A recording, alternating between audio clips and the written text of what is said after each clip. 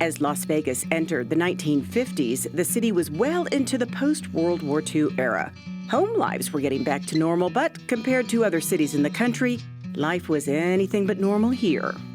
Local historian Mark Hall Patton says it was a decade that was setting up for what Las Vegas was ultimately going to be, like setting a table to prepare for the big party. It was the decade when we became the place to go to for gaming, for adult play, for a new kind of vacationing. This was the time when you saw huge growth in tourism, and tourism as the kind of industry that we were going to be focusing on here. The 1950s were also when we became known as a wedding destination, adding to the number of tourists who came to wed and then stayed to honeymoon. Conventions were being booked here. Hollywood rediscovered Las Vegas, and what would seem an unlikely offshoot to the movies came to be the Nevada test site. The test site affected movies. You had the amazing Colossal Man that was filmed based on the test site and things like that. The Atomic Kid with Mickey Rooney. One of the things I love on that one is that he gets too close to an atomic bomb going off, of course, and one of the powers he gets is he can go up to any slot machine and win. Speaking of the test site, it was not only starring in movies and becoming a sideshow for residents and tourists.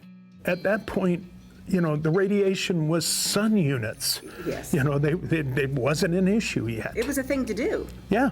It was bringing back federal money in a growing military industry. It brought in a lot of very highly trained individuals who came in here with a lot of education, a lot of federal dollars coming in, like the Air Force Base when it reopened, and Nellis becomes Nellis in 1950. So these are two places where federal dollars started coming back into the area as well. Hall Patton says as our tourism and our population grew, the downtown Fremont Street area was bursting at the seams to accommodate both. So you had not just the casinos there, the properties as we think of them today, but it also had the business district there. So that was building up as well.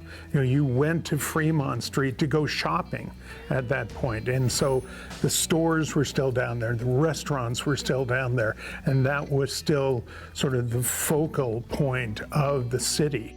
Infrastructure had to be improved to accommodate more people. The city and the county bought out the Las Vegas Land and Water Company and created the water district at that point. This was a time when the roads were being paved, the gaming was changing.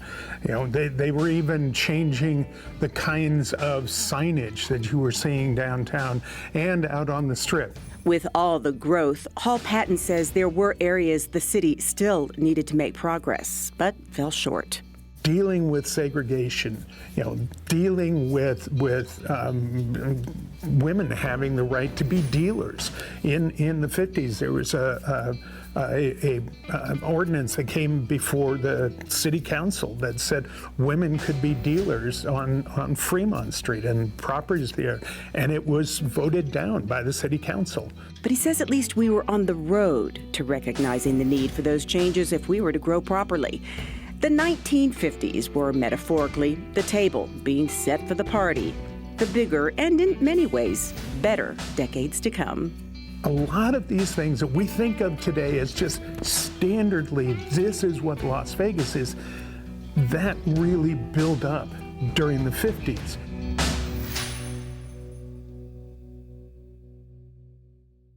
Nancy Byrne here. I hope you enjoyed that story. For more great stories about the city of Las Vegas, don't forget to click on that box.